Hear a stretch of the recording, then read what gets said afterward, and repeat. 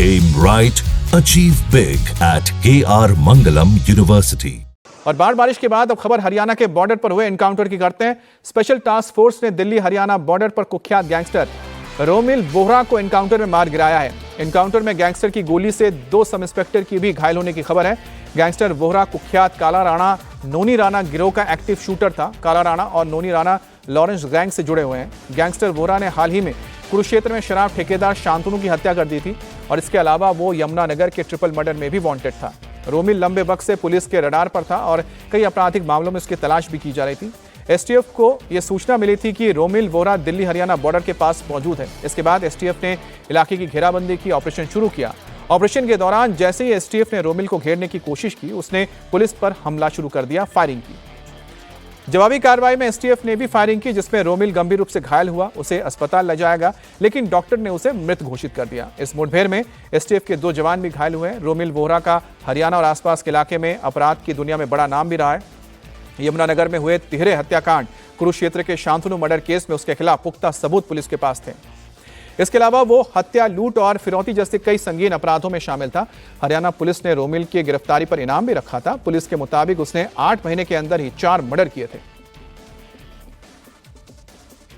Delhi police की special cell और Haryana STF police ने एक ज्वाइंट ऑपरेशन में एक वांटेड क्रिमिनल रोमिल बोहरा को एनकाउंटर के बाद मार गिराया है।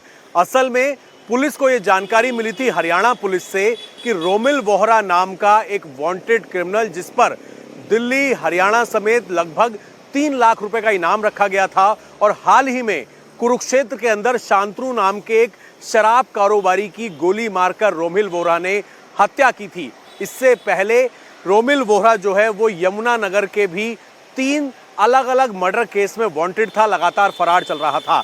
साथ ही हम आपको बता दें कि रोमिल बोहरा जो है वो काला नोनी, जो कि एक बड़ा गैंगस्टर है, उसका एक्टिव शूटर था। कई वारदातों में ये इस्तेमाल किया जाता था। न केवल रोमिल बोहरा बल्कि कई और शूटर्स थे जो इस गैंग के लिए काम किया करते थे। एक इंफॉर्मेशन मिली कि यमुनानगर में हाल ही में जो शांतनु हत्याकांड हुआ है, उसके बाद दिल्ली हरियाणा बॉर्डर पर गुरुग्राम के पास एक नंदा मंडी इलाका पड़ता है, वहां पर ये पहुंचने वाला है। जिसके बाद जो इन्फॉर्मर्स थे उन्होंने पहचान की और जब इसको रोकने की कोशिश की गई तो रोमिल ने स्पेशल सेल और साथ ही हरियाणा एसटीएफ के ऊपर गोली मारने की कोशिश की। तभी जवाबी कार्रवाई में पुलिस की तरफ से गोली चली। इसमें दिल्ली पुलिस की स्पेशल सेल के 2 ऑफिसर्स भी घायल हुए हैं, जिनको अस्पताल में भर्ती कराया गया है। रोमिल को भी पुलिस की गोली लगी थी, जिसे अस्पताल में भर्ती कराया गया, लेकिन उसकी मौत हो गई है। फिलहाल पुलिस और भी ज्यादा जानकारी इकट्ठा करने की कोशिश कर रही है कि आखिरकार रोमिल बोहरा, जो कि एक एक्टिव शूटर था, वो इस हत्याकांड के बाद कहां-कहां छिपा था और गुरुग्राम दिल्ली बॉर्डर पर वो किससे मिलने, क्या करने के लिए यहां पर पहुंचा था। इस चीज को लेकर भी जानकारी जुटाई जा रही है। रोमिल बोहरा दहशत का दूसरा नाम था। यह दिसंबर 2024 की तस्वीरें आपको हम दिखाने जा रहे हैं, जब हरियाणा के यमुनानगर में शराब कारोबारी पर ताबड़तोड़ फायरिंग की गई थी। 50 से ज्यादा राउंड फायरिंग की गई। फायरिंग में यूपी के शामली के रहने वाले 35 साल के पंकज मलिक, 32 साल के वीरेंद्र राणा की मौत हो गई थी। अब जांच में पता चला था कि फायरिंग में गैंगस्टर रोमिल बोहरा शामिल था। तो दिन दहाड़े किस तरह से हमला किया गया और मर्डर किया गया, उसकी तस्वीर आप देख सकते हैं। ये 26 दिसंबर 2024 का वीडियो है।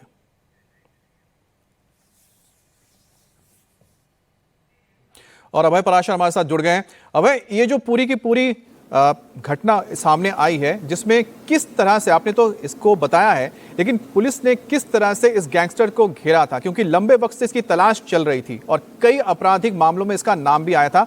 अब हम तो कह सकते इतना वक्त भी क्यों लग गया?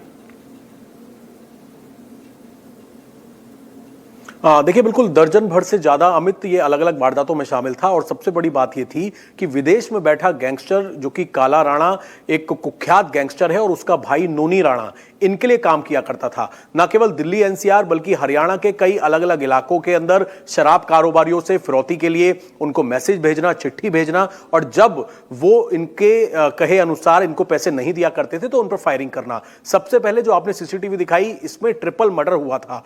वहां पर भी कुछ कारोबारी थे, जिसमें न केवल रोमिल बोहरा शामिल था, इसके साथ कुछ और शूटर्स थे।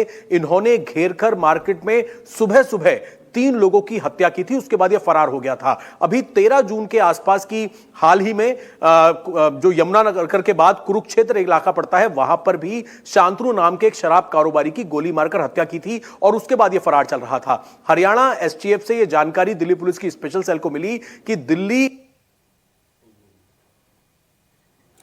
तो जैसा कि हमारे संवाददाता बता रहे थे कि लंबे वक्त से तलाश थी और हाल ही में 13 जून को भी कुरुक्षेत्र में जो शराब कारोबारी की हत्या की गई थी उसमें भी रोमिल शामिल था।